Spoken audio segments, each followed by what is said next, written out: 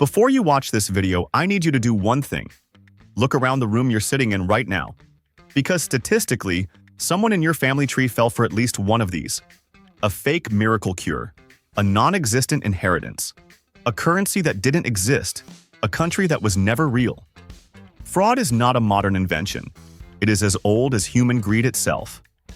And for the next few minutes, we are going to prove it with 111 of the dumbest, most audacious, most embarrassing scams in all of recorded history. 1. Nobody in history was pettier with power than Emperor Nero. This man was literally the most powerful person on Earth, controlled entire armies, owned half the known world, and still decided his best move was shaving tiny slivers off silver coins to pocket the extra metal. In every single denarius circulating across the Roman Empire was secretly underweight. Citizens had absolutely no way to detect it. The world's most powerful emperor was out here running a couch cushion change scraping operation at a government level. 2. The Greeks fought Troy for 10 straight years and could not figure it out. 10 years. Then one guy suggested building a giant wooden horse, stuffing soldiers inside, and leaving it as a gift while pretending to sail away. The Trojans saw a giant suspicious horse sitting outside their gates and thought, yes, absolutely bring that inside our city. They dragged it in themselves, partied all night celebrating their victory, and went to sleep. The Greeks climbed out and destroyed everything. Troy literally got scammed by a horse. 3. Medieval alchemists were out here running the longest con in European history and somehow kept getting away with it for centuries.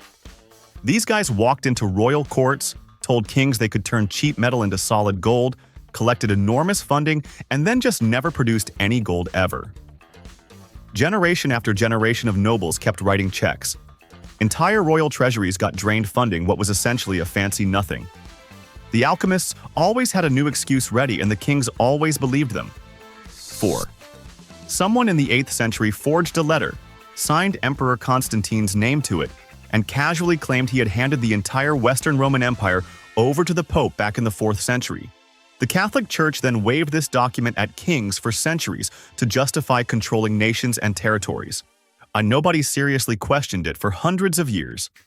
Scholar Lorenzo Valla finally checked the writing style in 1440 and pointed out the language used simply did not exist during Constantine's lifetime. 5.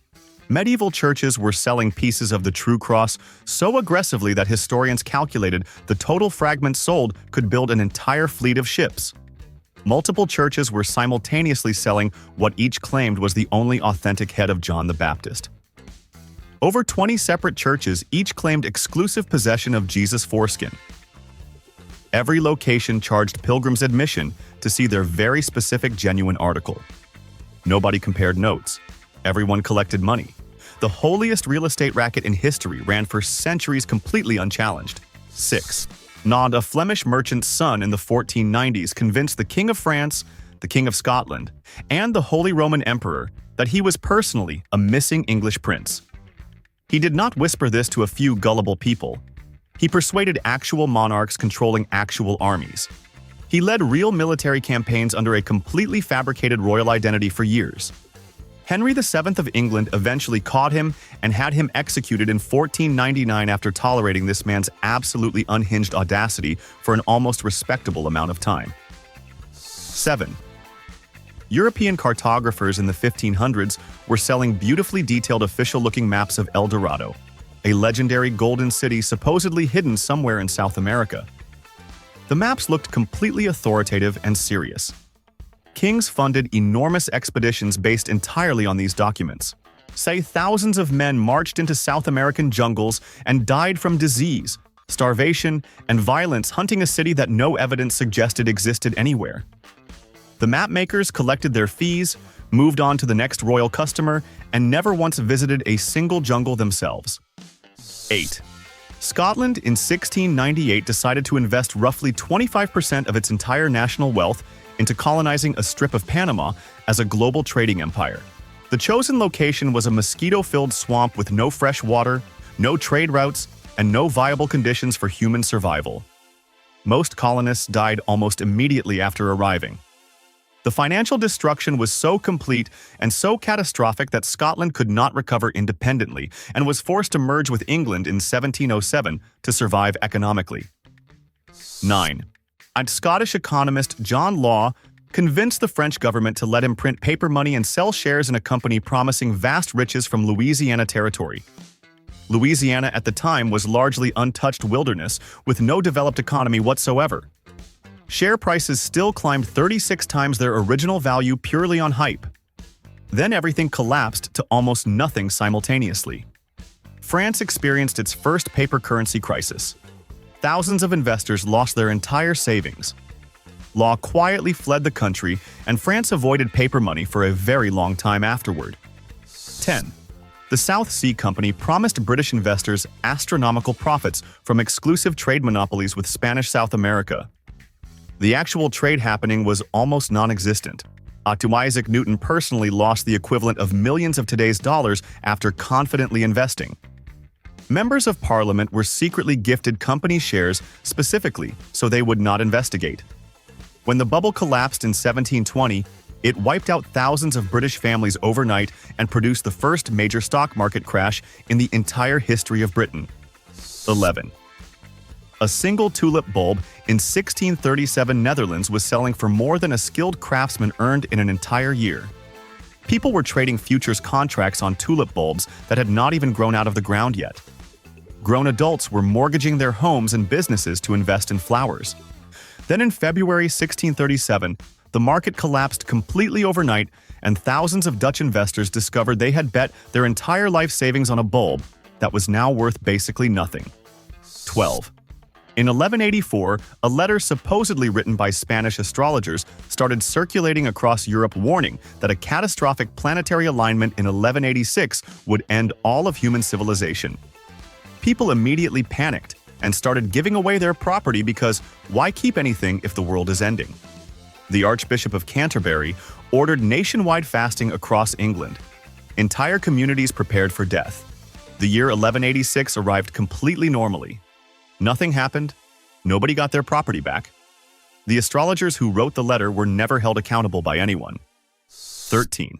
In 1849 New York, a man named William Thompson walked up to total strangers on the street, acted like he knew them personally, made warm, friendly conversation, and then simply asked if they trusted him enough to lend him their watch until tomorrow. People handed over their watches. He just walked away and never came back.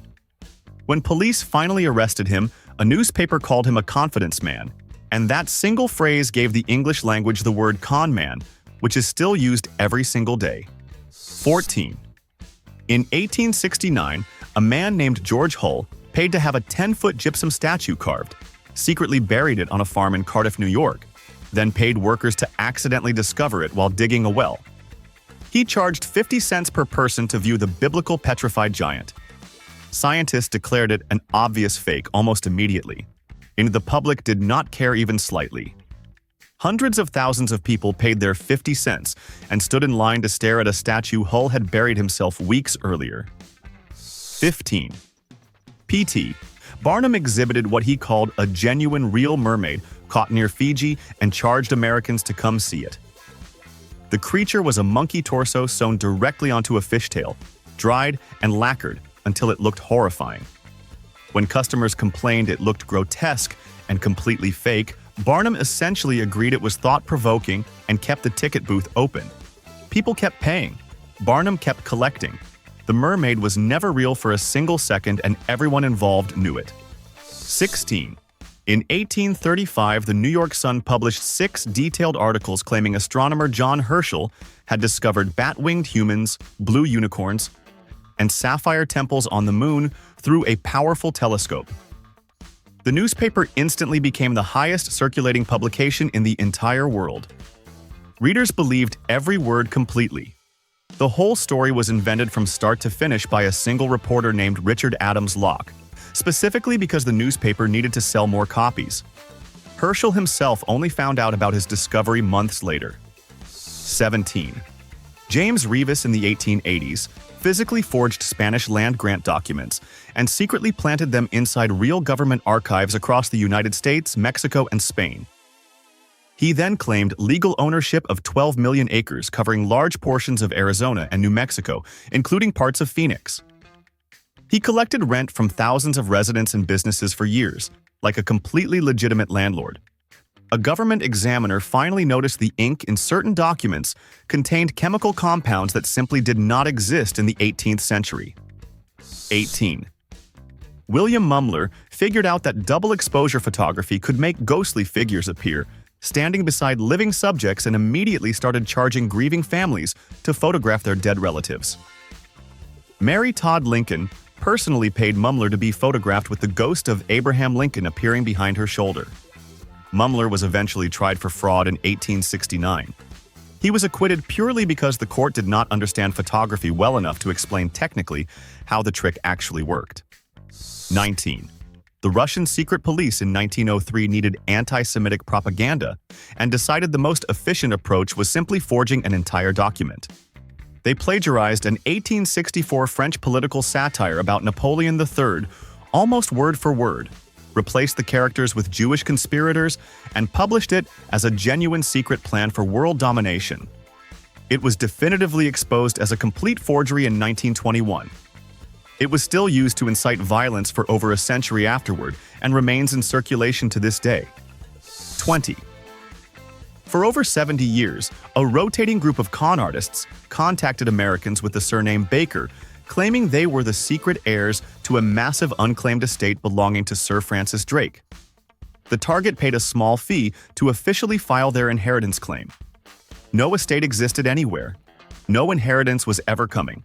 So 28 separate swindlers ran this exact identical scam continuously across the entire United States for 8 consecutive decades without ever once changing the basic story or running out of willing victims. 21. Jay Gould and his partner James Fisk decided the most reasonable business plan was to corner the entire United States gold market simultaneously. They secretly convinced a government official they had President Grant's quiet approval for the scheme. When Grant figured out what was actually happening, he released federal gold reserves and the price collapsed within minutes. The resulting financial panic on September 24, 1869, became permanently known as Black Friday and ruined thousands of innocent traders who had absolutely nothing to do with Gould's plan. 22. An 18-year-old named William Henry Ireland sat down and forged what he claimed were authentic Shakespeare manuscripts, including personal love letters, legal documents, and 2 complete previously unknown plays. Leading literary scholars across England examined the documents enthusiastically and publicly declared them completely genuine. Ireland eventually confessed to forging everything himself. Several prominent scholars still refuse to accept that a teenager had successfully fooled the entire British literary establishment alone, and continued defending the documents even after his full admission. 23. Victor Lustig walked into a private meeting in Paris in 1925, introduced himself as a French government official, and calmly sold 6 scrap metal dealers the legal rights to demolish the Eiffel Tower for scrap material. Lai, the winning bidder, handed over a substantial bribe, said absolutely nothing to police because he was too embarrassed to admit what had happened, and watched Lustig disappear to Vienna with a suitcase full of cash. Lustig then returned to Paris shortly afterward and attempted the exact same Eiffel Tower sale again. 24. Charles Ponzi. In 1919, promised Boston investors 50% returns in 45 days by supposedly exploiting price differences in international postal reply coupons. The actual arbitrage opportunity could not possibly generate returns anywhere near that scale. He was simply paying old investors using money collected from new investors. He collected around $15 million before a Boston Post investigation made enough people nervous to demand their money back simultaneously. The resulting bank run collapsed the entire scheme within days, and Ponzi was arrested shortly after. 25. 2 young English cousins named Elsie and Francis photographed paper cutout fairies they had drawn from a book and propped up with hatpins in their garden. Professional photographic experts examined the images and declared them genuine. Arthur Conan Doyle, the man who created the world's most logically rigorous fictional detective, published the photographs as definitive scientific proof that fairies were real. The cousins let the world believe it for 66 years before finally admitting in 1983 that the fairies were hand-drawn paper cutouts the entire time. 26. John Brinkley obtained a medical degree from a diploma mill, set up a surgical practice, and began implanting goat testicle tissue into thousands of men, claiming it would restore their vitality and cure various serious ailments. He charged $750 per operation. He purchased his own radio station specifically to advertise the procedure directly to patients. At least 42 people died directly from the surgeries. Brinkley continued operating for years, accumulated enormous wealth, and nearly won the governorship of Kansas twice during his career. 27. Swedish financier Ivar Kreuger built a global empire by monopolizing the international match industry and then funded its expansion through fraudulent bonds and $142 million worth of entirely forged Italian government bonds. He was so universally trusted and respected that the United States government personally consulted him for economic advice during the Great Depression. When auditors finally examined his books after his death in 1932, they discovered the entire global financial structure he had built was fraudulent from its foundation. 28. Author Clifford Irving, in 1971, forged a contract, fabricated letters, and practiced handwriting samples well enough to convince publisher McGraw-Hill that reclusive billionaire Howard Hughes had personally chosen him to write his authorized autobiography. The publisher handed over a $750,000 advance.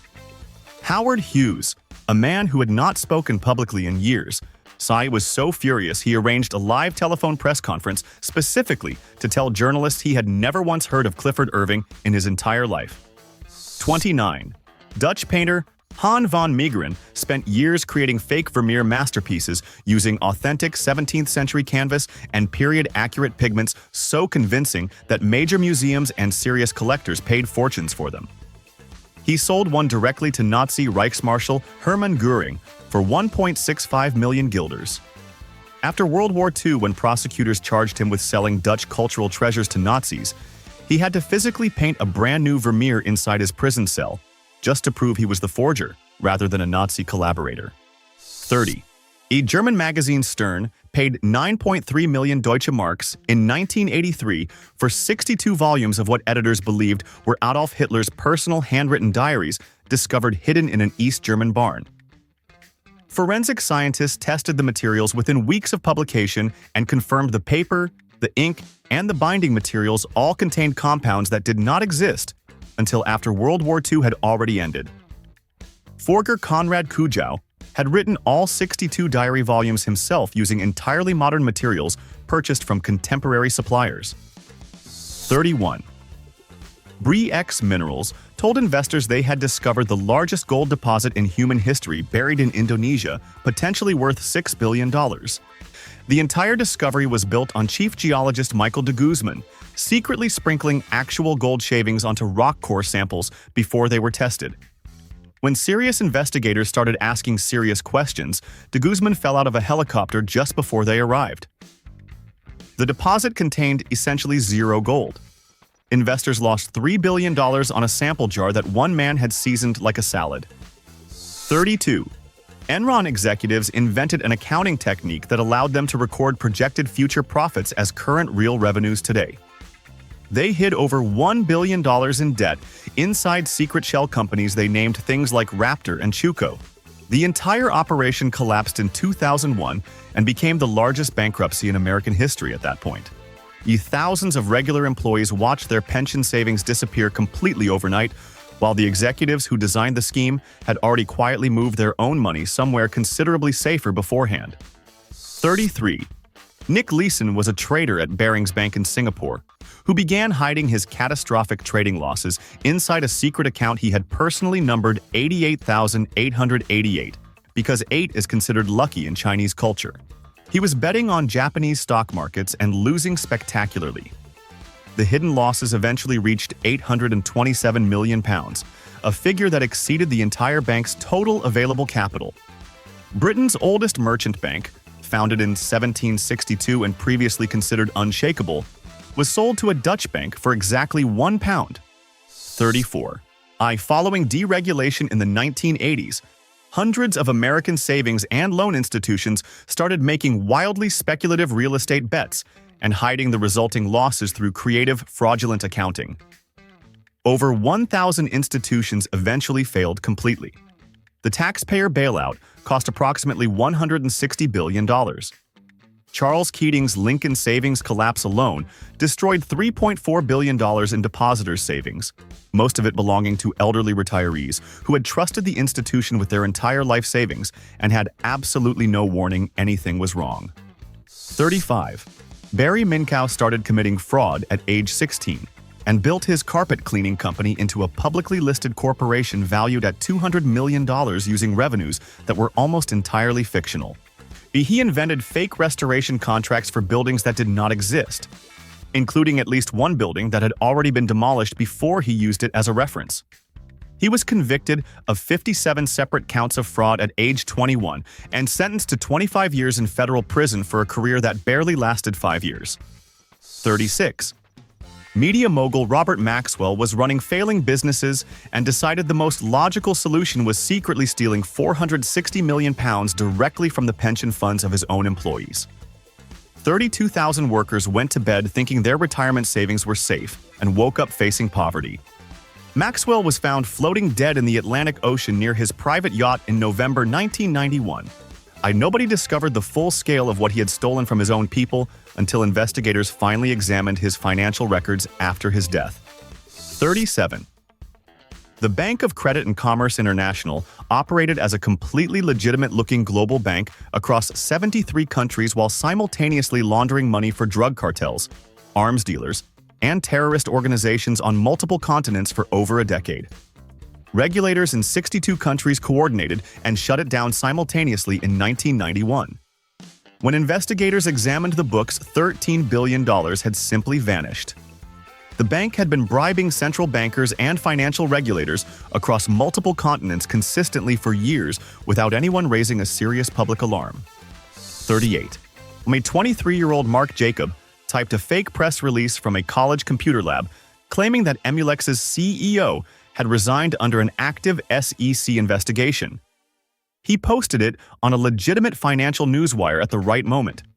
Within 16 minutes, Emulex stock had dropped 62% and $2.5 billion in market value had evaporated completely. Jakob had short-sold the stock before posting the fake release. The entire operation that destroyed billions in value took less time than a television commercial break. 39.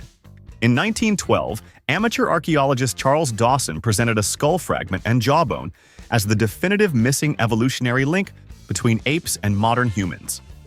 English scientists celebrated enthusiastically because the discovery conveniently placed human prehistory right in Britain. Forensic testing in 1953 revealed the jaw actually belonged to a medieval orangutan, whose teeth had been deliberately filed down and whose bones had been chemically stained to look ancient. The entire scientific establishment had been proudly showcasing a doctored orangutan jaw for 41 years.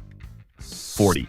The Philippine government in 1971 announced the astonishing discovery of a Stone Age tribe called the Tassidae, living in complete isolation deep in a Mindanao rainforest, wearing leaves and using primitive stone tools.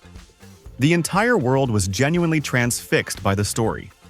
Journalists who later investigated discovered the supposed Stone Age tribespeople were ordinary local farmers who had been specifically coached to put on leaves, pick up stone tools, and act primitive and confused whenever any outside visitors showed up to observe them. 41.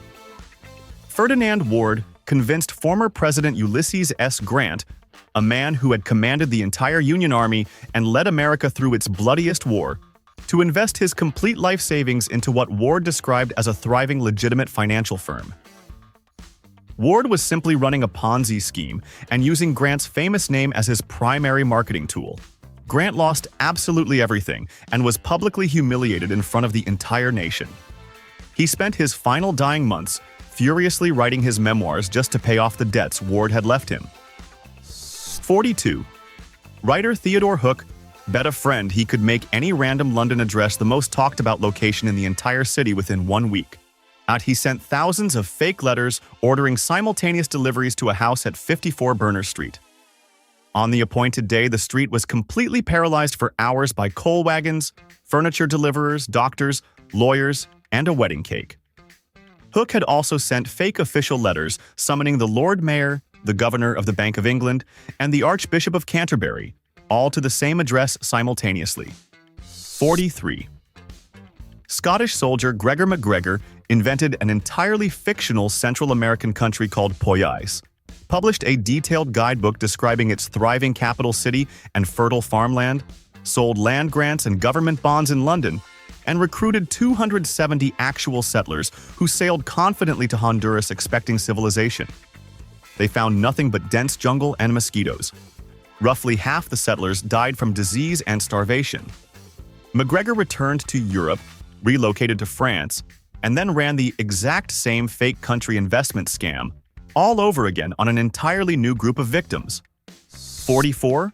Portuguese fraudster Arthur Rice forged a contract with the actual legitimate banknote printer for the Bank of Portugal, authorizing himself to print 100 million escudos in brand new official banknotes, which he then simply kept for personal use.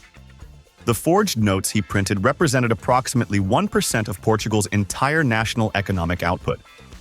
The financial and political scandal that followed was so catastrophically destabilizing that it directly contributed to a military coup that overthrew the government completely in 1926. 45. St. Cassie Chadwick walked into Ohio banks in the late 1890s and calmly informed bankers she was the secret illegitimate daughter and primary heir of steel billionaire Andrew Carnegie. She produced a forged promissory note carrying Carnegie's signature as proof of her enormous incoming inheritance. Bankers extended her millions in credit without once contacting Carnegie directly to confirm her story. Carnegie had absolutely no idea this woman existed anywhere. She borrowed over $20 million from multiple institutions before the scheme finally collapsed around her in 1904. 46. Pets.com spent $1.2 million on a Super Bowl advertisement in 2000 while actively selling pet food online at prices below what the company itself paid for the products with no coherent plan to ever become profitable. Its stock launched at $11, briefly touched 14, and then crashed to 19 cents within 9 months. The company completely liquidated just 268 days after its initial public offering, making it one of the fastest and most spectacular corporate collapses in the entire history of the American stock market. 47. Telecom company Global Crossing invented a revenue generation method where it swapped fiber optic network capacity back and forth with competitor companies, with each company booking the exchange as legitimate revenue, even though absolutely no net money changed hands between anyone. This accounting trick created the convincing illusion of a massively thriving global business. When the whole structure collapsed, it became the fourth largest bankruptcy in American history and erased the pension savings of thousands of employees who had trusted the company with their financial futures completely. 48. Lou Pearlman was the manager responsible for launching both NSYNC and the Backstreet Boys, and spent 20 years simultaneously running a $300 million Ponzi scheme selling shares in 2 shell companies that had never existed at any point.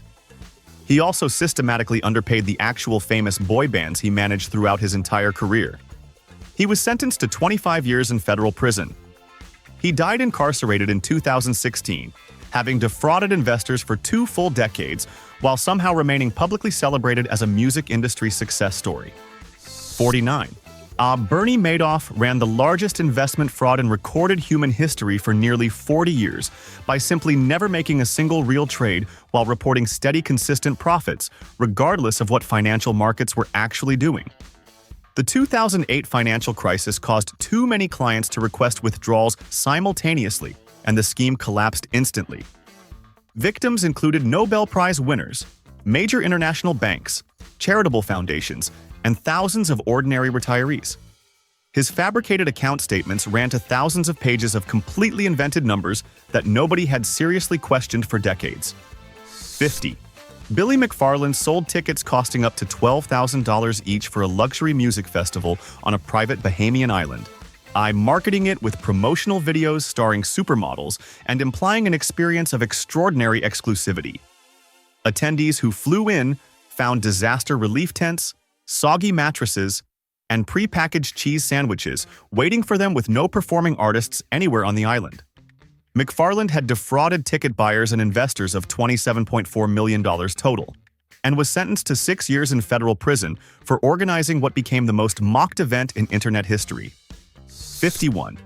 Elizabeth Holmes told investors, doctors, and patients that her startup Theranos could run 240 different medical tests from a single drop of blood using a revolutionary device she called Edison. The Edison device did not work at any point during the company's existence. Theranos was secretly running real patient blood samples on standard competitor laboratory machines, while telling everyone otherwise. The company was valued at $10 billion on the strength of a machine that was essentially a very expensive piece of fiction. Holmes was convicted of fraud in 2022. 52. Adam Neumann convinced SoftBank and global investors that WeWork, a company that rented desks inside shared office spaces, was actually a groundbreaking technology company worth $47 billion. Neumann personally sold $700 million of his own stock before the IPO collapsed completely. The valuation dropped below $3 billion within months of investors examining the actual business model. Neumann walked away personally enriched, while the company he had described as a consciousness-expanding revolutionary enterprise filed for bankruptcy in 2023, renting the same desks it always had. 53. Ruja Ignatova called herself the crypto queen and convinced millions of people across 175 countries to invest in OneCoin, a cryptocurrency she described as the future of global finance. OneCoin had no blockchain, no functioning ledger, and no actual technology supporting it whatsoever. She raised approximately $4 billion through multi-level marketing before disappearing completely in 2017. She remains on the FBI Most Wanted list today. The people who handed over their savings invested in a cryptocurrency that was essentially a PowerPoint presentation with a catchy nickname. 54. FTX founder Sam Bankman-Fried built one of the world's most prominent cryptocurrency exchanges while secretly moving approximately $8 billion in customer deposits directly into his personal trading firm Alameda Research. Customer money was used for investments, political donations, luxury real estate purchases, and various personal expenses. When the scheme was publicly exposed, FTX filed for bankruptcy within 24 hours.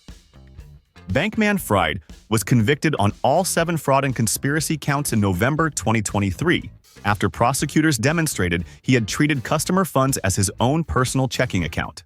55. A German fintech giant Wirecard sat proudly on Germany's prestigious DAX stock index and carried a market valuation of 24 billion euros, while auditors spent years trying to locate 1.9 billion euros supposedly held in Philippine trust accounts. The Philippine banks eventually responded that they had never held those funds at any point in their entire history. The money simply did not exist anywhere. The company collapsed overnight. Chief Operating Officer Jan Marsalek fled the country and is currently believed to be living under Russian intelligence protection somewhere. 56. Electric truck startup Nikola released a promotional video called Nikola One in Motion, showing their hydrogen-powered truck driving powerfully and impressively down an open road, while the truck had no functioning drivetrain installed at any point during filming. The production team had physically towed the truck to the top of a hill and pointed a camera at it rolling downhill entirely under gravity. Founder Trevor Milton was convicted of fraud for systematically lying to investors about the state of his company's technology, while the truck coasted silently downhill for the cameras. 57. Russian-born Anna Sorokin invented the identity of Anna Delvey, a wealthy German heiress supposedly sitting on a €60 million trust fund, and used fake bank statements and extraordinary personal confidence to defraud New York hotels, banks, and socialites of approximately $275,000. And she attempted to convince City National Bank to hand her a $22 million loan to build an exclusive private arts club. She had no trust fund, no inheritance, and no German fortune of any kind. She was convicted of grand larceny in 2019. 58. United States Secretary of the Interior Albert Fall secretly leased federal naval oil reserves at Teapot Dome, Wyoming, to private oil companies in the early 1920s, and accepted cash bribes and interest-free loans he never intended to repay in exchange. He became the first United States cabinet member in the entire history of the country to be sent to prison for crimes committed while actively serving in office. The oil company executives who had paid him the bribes in the first place received no prison time whatsoever from anyone. 59. And the directors of Union Pacific Railroad created their own private construction company called Credit Mobilier, hired themselves at massively inflated rates to build the Transcontinental Railroad using that same company, and then gifted shares directly to the congressmen who were supposed to be investigating whether anything improper was happening. The scheme paid the construction company approximately double the actual building costs. A sitting United States vice president was directly implicated in accepting the bribery. The railroad got built and nearly everyone involved walked away without serious consequences. 60. British Lord Thomas Cochrane paid a man to ride through London in a French military uniform, spreading the false news that Napoleon had been killed and France had completely surrendered. When the London Stock Exchange opened that morning, government bonds surged dramatically in value. Cochrane, who had quietly purchased large bond holdings before the fake writer set off, sold everything at enormous profit before the hoax unraveled hours later. He was convicted of stock exchange fraud, expelled from Parliament, and stripped of his military rank for orchestrating what was essentially history's most theatrical insider trading scheme. 61. Financier Joe Low convinced the Malaysian government to establish a sovereign wealth fund called 1MDB, designed to develop the national economy and benefit Malaysian citizens. Low then systematically stole approximately $4.5 billion from it, spending the money on super yachts, luxury real estate across multiple continents, and financing Hollywood films, including The Wolf of Wall Street, a movie literally about financial fraud. Malaysian Prime Minister Najib Razak received $681 million deposited directly into his personal bank account, and apparently saw nothing unusual about that. 62. The entire Watergate scandal began unraveling when investigators traced a single $25,000 check from Nixon's re-election committee directly to the bank account of one of the men who had broken into the Watergate building. The cover-up that followed, involving hush money payments, deliberately destroyed evidence, and repeated presidential lies to the American public, became catastrophically more damaging than the original break-in ever was. Richard Nixon resigned the presidency in August 1974, becoming the only sitting United States president in the entire history of the country to ever resign from office. 63. Senior Reagan administration officials secretly sold weapons to Iran, while an active United States arms embargo against Iran was fully in effect. Then took the profits from those illegal weapons sales and used them to fund Nicaraguan Contra rebels, a use of funds that Congress had explicitly and specifically prohibited by law. Officials then lied about both activities under oath when questioned. 14 administration officials were charged with crimes. Most of the resulting convictions were later quietly overturned on various technical legal grounds, meaning almost nobody actually served meaningful prison time. 64. Saw bottled water containing dissolved radium was sold across America in the 1920s as an energizing health tonic that would restore vitality and improve overall well-being. Pittsburgh socialite Eben Byers became the product's most enthusiastic customer, drinking up to 3 bottles every single day for years. He eventually developed radiation poisoning so catastrophically severe that his jaw and significant portions of his skull physically disintegrated. The Wall Street Journal covered his case under a headline that read, "The radium water worked fine until his jaw fell off." The product had been legally sold in pharmacies. 65. Throughout the late 1800s and early 1900s, American pharmacies legally sold dozens of widely marketed patent medicines containing cocaine, heroin, and opium with absolutely zero disclosure to the people purchasing them. Early Coca-Cola contained cocaine. Mrs. Winslow's soothing syrup, marketed specifically for teething infants, contained morphine. Bayer Pharmaceuticals sold heroin-branded cough syrup as a completely safe over-the-counter remedy. These products were aggressively marketed as cures for headaches, infant irritability, and general fatigue, and were purchased trustingly by millions of American families who had no idea what they were actually buying. 66. Battery-powered belts and electric corsets were sold across America and Europe throughout the 1880s and 1900s, with advertisements claiming they could cure impotence, rheumatism, kidney disease, and general fatigue by running mild electrical current through the wearer's body. Glowing customer testimonials described miraculous recoveries from serious chronic conditions. The devices produced nothing beyond a faint tingle against the skin and were completely medically useless in every measurable way. The manufacturers collected fortunes selling electric underwear to desperate people, while doctors who knew better said remarkably little publicly. 67 laetrile, a compound extracted from apricot pits, was aggressively marketed throughout the 1970s and 1980s as a proven cancer cure, convincing thousands of genuinely ill cancer patients to abandon treatments that actually worked in favor of eating apricot extract. The FDA repeatedly tested the compound and found zero evidence of any anti-cancer properties whatsoever. Multiple patients died from cyanide poisoning caused directly by the laetrile itself, rather than their original cancer. The product was banned in the United States, but continued being sold openly at clinics across the Mexican border throughout the entire decade. 68. Multiple individuals throughout the 1990s and beyond charged followers tens of thousands of dollars to learn the technique of surviving without food or water by absorbing pure energy directly from sunlight and surrounding air. Several followers who genuinely and faithfully attempted to practice these teachings died from starvation and dehydration while waiting for the sun to nourish them. Multiple leading breatharian teachers were personally and publicly caught eating food in secret on numerous occasions while simultaneously maintaining the public position that eating was entirely unnecessary for human survival. 69. Hungarian inventor Wolfgang von Kempelen built what appeared to be a fully mechanical chess-playing automaton in 1770. A life-size turbaned figure seated at a wooden cabinet that could defeat any human opponent placed before it. It beat Napoleon Bonaparte. It beat Benjamin Franklin. Inside the cabinet, a hidden human chess master lived in a brilliantly engineered secret compartment specifically designed so that no matter which cabinet doors were opened for inspection, the person inside remained completely concealed from every possible angle of examination simultaneously. 70.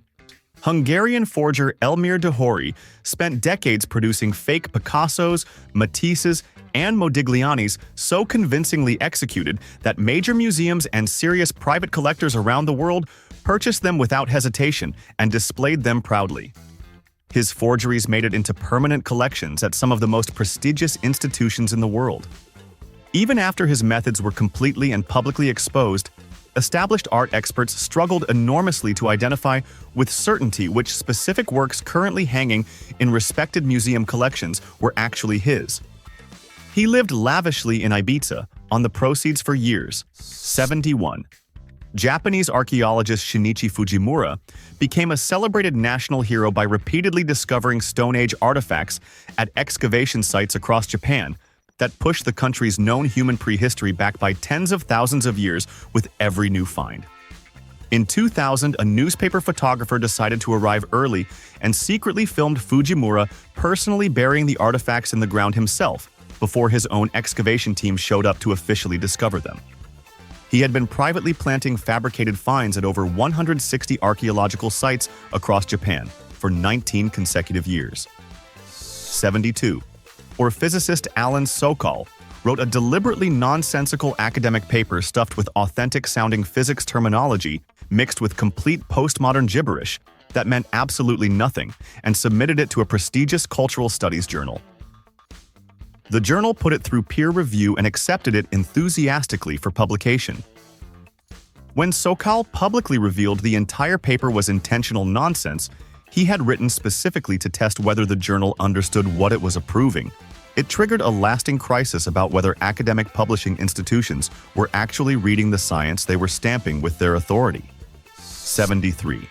Donald Crowhurst entered the first ever solo nonstop around the world sailing race in 1968 with a boat that was fundamentally not seaworthy enough to complete the journey. Rather than withdraw honestly, he spent months sailing slow circles in the South Atlantic while transmitting completely fabricated position reports back to shore, suggesting he was not only competing but winning. His personal logbooks recovered later suggest he descended into profound psychological deterioration during those months alone.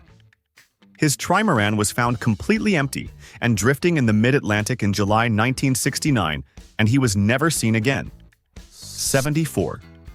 Dr. Frederick Cook announced in September 1909 that he had personally reached the North Pole in April 1908, a full year before Robert Peary claimed the same achievement, and produced photographs and navigational records as supporting evidence. A University of Copenhagen review panel examined his evidence and found it comprehensively insufficient to support his claim. His submitted diary contained navigation entries that experts identified as fabricated. His photographs matched terrain that was geographically hundreds of miles away from where he claimed his historic journey had actually taken him. 75. Richard Heaney called emergency services in 2009, claiming his 6-year-old son Falcon had accidentally climbed inside a homemade helium balloon that had floated away from their Colorado backyard. Television networks broadcast the drifting balloon live across the entire nation for hours, while aircraft tracked it through the sky. Authorities eventually found the boy hiding quietly in the family attic. The whole episode had been deliberately staged from beginning to end, specifically to generate enough media attention to attract a reality television production deal. Heaney was convicted of filing a false police report. 76. Two con men named Silas Newton and Leo Gebauer approached investors in 1948, claiming the United States government had secretly recovered a crashed flying saucer near Aztec, New Mexico, complete with alien bodies still inside. They sold supposed alien technology equipment they claimed had been recovered from the wreckage to interested buyers at considerable prices. Both men were convicted of fraud. Despite their criminal conviction, the story was taken completely seriously by multiple UFO researchers and published authors for decades afterward as a credible account of genuine government concealment. 77. Journalist Morris Newberger invented an entirely fictional college called Plainfield Teachers College in 1941 as a personal prank and began submitting its completely made-up football game scores to national wire services every week.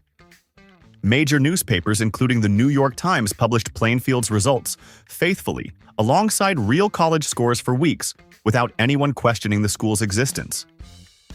Other sports writers began making plans to cover the team in person. The hoax only ended when Time magazine attempted to travel to campus and profile the team's star player, the entirely fictional Johnny Chung. 78. Jefferson Randolph Soapy Smith operated simultaneously as a criminal shadow mayor of two separate frontier towns, running rigged card games, a fake telegraph office with no actual telegraph wire connected to anything, fraudulent gold-buying operations, and coordinated teams of professional pickpockets in both Creede, Colorado, and later Skagway, Alaska during the gold rush. He bribed local officials in both locations to look away from everything happening around them. He maintained this remarkable dual-town criminal empire for nearly 2 decades before being shot dead in Skagway in 1898. 79.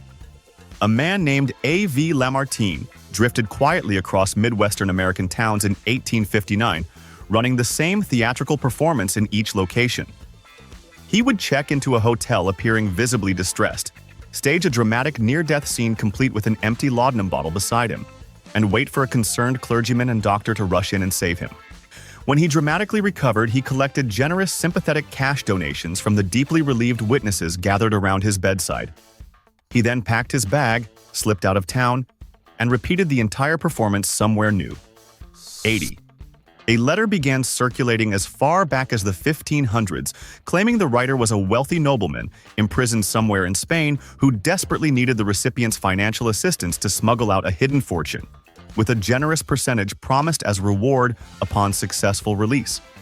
Historians have documented versions of this letter, appearing consistently across 5 centuries of recorded correspondence. The psychological mechanism it exploited was so effective and so reliable that it evolved directly into the 20th century Nigerian prince email scam, using essentially the identical emotional manipulation with only the technology updated. 81. Fake brokerage offices called bucket shops spread across America between the 1880s and 1920s, taking customers' orders to buy real stocks, but never executing a single trade on any actual exchange. Instead, the shops simply bet against their own clients internally, keeping everything when the client lost and quietly closing overnight whenever a client somehow managed to win. Hundreds of thousands of ordinary Americans handed their savings to what were essentially elaborate theatrical sets designed to look like legitimate financial offices until the money was gone and the doors were locked. So 82. Joseph Yellow. Kid Weil spent 6 decades as one of America's most creative individual con artists, specializing in constructing elaborate fake bookie joints complete with professional actors, working ticker tape machines, and fabricated race results to convince wealthy targets they had obtained genuine insider knowledge about upcoming race outcomes. He always let victims win small amounts first to build their confidence and excitement. Then he would clean them out completely on one single enormous final bet. His career spanned dozens of completely different scam varieties across 6 productive decades. 83. The Indian stockbroker Harshad Mehta discovered exploitable loopholes in India's banking settlement system in 1992 and used them to pump approximately 5,000 crore rupees borrowed from state banks directly into the stock market, artificially inflating share prices to extraordinary levels that had no connection to actual company performance. When investigators uncovered the fraud, India's stock market crashed 40% within weeks, and the banking system absorbed a shock. It took years to recover from fully. Mehta spent his profits on a 15,000 square foot house, complete with a swimming pool and private billiard room. 84. Philip Musica had already run 2 completely separate earlier frauds under 2 entirely different fake identities before reinventing himself as respected pharmaceutical executive F. Donald Coster, complete with a forged medical degree.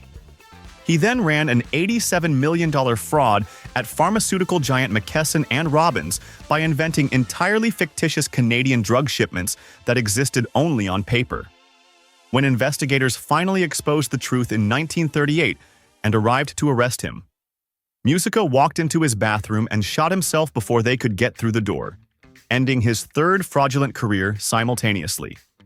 85. Minnesota businessman Thomas Petters spent 14 years telling investors he was buying discounted consumer electronics from distressed retailers and profitably reselling them to major chains like Costco and Sam's Club. No merchandise existed at any point during those 14 years. No transactions with any retailer ever occurred. The entire business was a complete fiction maintained through falsified purchase orders and invented documentation. He stole $3.65 billion from investors over the course of his career and was sentenced to 50 years in federal prison, one of the longest fraud sentences in American history. 86. Patrick Bennett ran a $700 million fraud through his Bennett Funding Group by selling investors equipment lease investments that did not exist, and deliberately targeted Catholic churches and religious organizations as his primary victim pool. He marketed the investments through established church networks, carefully framing each opportunity as financially safe and morally appropriate for faith-based communities.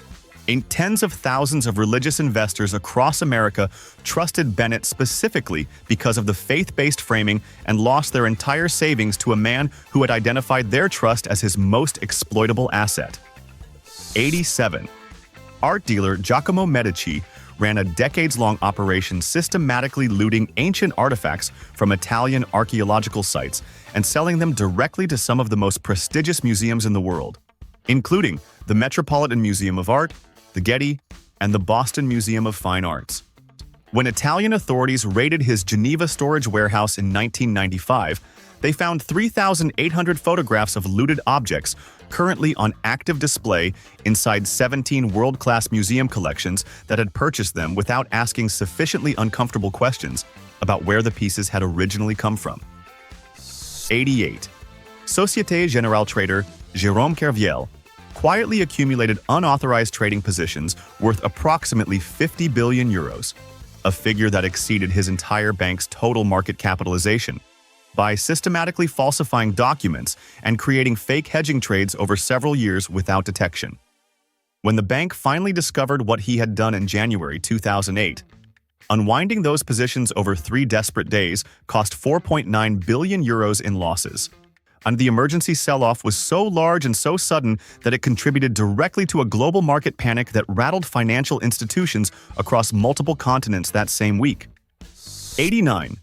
Two prospectors named Philip Arnold and John Slack purchased cheap, uncut diamonds and rubies from European gem dealers, transported them to a remote Colorado field, and scattered them across the surface of the ground by hand before selling the supposed discovery rights to San Francisco investors for $600,000. A geologist examining the site noted with considerable suspicion that all the stones were sitting directly on the surface with zero geological context explaining how they got there. The entire field had been seeded manually like a vegetable garden. Arnold escaped with the money and was never imprisoned. 90. Tyco International CEO Dennis Kozlowski treated his company's finances as a completely unlimited personal expense account, billing the company for a $6,000 shower curtain, a $15,000 dog umbrella stand, and a $2 million birthday party for his wife held in Sardinia. He and his chief financial officer, Mark Swartz, stole a combined total of $600 million from Tyco and its shareholders across their tenure. Kozlowski was sentenced to up to 25 years in prison for running what prosecutors accurately described as one of the most brazen executive theft operations in corporate history. 91. WorldCom CEO Bernie Ebbers quietly instructed his accounting team to reclassify $3.8 billion in completely normal operating costs as long-term capital investments on paper, making the company appear dramatically more profitable than it actually was to anyone examining the financial statements. Total fabricated accounting entries eventually reached $11 billion. A single internal auditor named Cynthia Cooper uncovered the entire scheme after working secretly at night specifically to avoid being detected by her own management. 30,000 WorldCom employees lost their jobs when the fraud finally collapsed around everyone. 92. Indian conman Mithilesh Kumar Srivastava, known professionally as Natwarlal, successfully sold the Taj Mahal to unsuspecting foreign tourists on multiple separate occasions using fake government stamps and impressively official-looking forged documents. He also sold the Red Fort and the Indian Parliament building several times each using the same method. Indian authorities arrested him 8 separate times across his career. He escaped from police custody 9 times. He was reportedly still actively running cons and finding willing buyers for India's most famous landmarks well past the age of 80. 93. Israeli conman Shimon Hayut created a Tinder profile presenting himself as Simon Leviev, the jet-setting son of diamond billionaire Lev Leviev, and pursued lavishly romantic relationships with women across Europe before suddenly claiming dangerous enemies were threatening his life, and he urgently needed emergency loans he supposedly could not access through his own accounts. He then used the money borrowed from each woman to fund the expensive courtship of his next victim in the next country. He defrauded women across multiple countries of approximately $10 million total before investigators caught up with him. 94. Silicon Valley startup Juchero raised $120 million from serious technology investors for a $400 Wi-Fi connected machine whose entire purpose was squeezing proprietary juice pouches that the company sold separately. When Bloomberg reporters ran an experiment demonstrating that the exact same juice pouches could be squeezed just as effectively and in the same amount of time using only human hands, the fundamental reason for the machine's existence evaporated publicly overnight. The company shut down less than 2 years after launching, having spent $120 million building an expensive alternative to fingers. 95. High investors in 2021 and 2022 paid millions of dollars for virtual plots of land inside digital worlds like Decentraland and The Sandbox, with one plot located near Snoop Dogg's virtual mansion selling for $2.43 million. By 2023, the average number of real human beings actively using Decentraland on any given day had dropped to approximately 38 people. Most virtual land plots lost over 90% of their purchased value. Millions of real dollars had been spent acquiring digital real estate in neighborhoods that turned out to have a smaller daily population than a gas station bathroom. 96. Thousands of Americans across the 2000s and beyond paid fees ranging from $50 to $500 each to receive guaranteed federal government grants for personal use, money that United States government grant programs have never provided to private individuals for general personal expenses at any point in American history. The Federal Trade Commission prosecuted dozens of operators running this scam across multiple decades. Despite repeated crackdowns and consistent public warnings, the scheme remained one of America's most persistently recycled consumer frauds, because a new generation of hopeful victims was always available and always willing to pay the fee. 97. Ships operating near Russian military installations and inside certain Chinese ports began reporting GPS positions that placed them hundreds of miles from where satellite imagery clearly showed them to actually be. Government-operated GPS spoofing technology was quietly rerouting cargo vessels into territorial waters or masking illegal oil transfers worth hundreds of millions of dollars, while the ship's own navigation systems confidently displayed completely fictional coordinates. Operators of the vessels had no idea their instruments were lying to them. The technology had effectively turned the global navigation system itself into an instrument of large-scale coordinated fraud. 98. A mummy surfaced in Pakistan in October 2000, being offered for sale at $11 million. Supposedly an ancient Persian royal princess with an inscribed golden chestplate and elaborate ceremonial burial regalia. Pakistani and Iranian authorities immediately began competing over which nation had rightful ownership of the priceless discovery. A forensic examination revealed the body was a recently murdered woman, estimated to have died fewer than 2 years earlier, whose corpse had been freshly mummified, dressed in fabricated ancient costume, and placed inside a fake sarcophagus specifically to be sold as a priceless historical artifact. 99. During the dot-com boom of the late 1990s, hundreds of companies executed reverse mergers with dormant shell corporations to instantly become publicly listed on American stock exchanges, then immediately issued press releases announcing revenues, technologies, and major corporate partnerships that existed entirely in the imagination of whoever wrote the release. The resulting artificial stock price surge allowed company insiders to sell their shares at inflated prices before everything collapsed. The Securities and Exchange Commission brought over 300 separate enforcement actions against companies running this scheme between 1999 and 2002 alone. 100. Robert Vesco stole $224 million from the Investors Overseas Services Mutual Fund in 1972, and then spent the following 23 years living as one of the world's most creative financial fugitives, drifting across the Caribbean and Central America while repeatedly offering foreign governments bribes, phantom arms deals, and completely fabricated business ventures in exchange for protection from American extradition requests. He stayed one step ahead of prosecutors for over 2 decades by making himself useful enough to whoever currently needed something that nobody wanted to hand him over just yet. 101. Waste management. Executives inflated company profits by $1.7 billion over 6 consecutive years, using a beautifully simple trick of falsely extending the stated, useful lifespan of their garbage trucks on paper, avoiding depreciation charges and making the company appear consistently profitable to every investor examining the books. Their auditing firm Arthur Andersen reviewed and signed off on these fraudulent accounts every single year without raising a concern. Arthur Andersen was later fined the largest accounting firm fraud penalty in American history at that time for helping garbage trucks appear immortal on a spreadsheet. 102. Health South CEO. Richard Scrushy ran a remarkably straightforward fraud for 7 consecutive years by simply instructing his accounting employees to fabricate whatever specific numbers were necessary to meet Wall Street's quarterly earnings expectations each period. One accountant testified that Scrushy would gather the finance team together and tell them plainly to just fix it. 5 separate chief financial officers pleaded guilty to participating.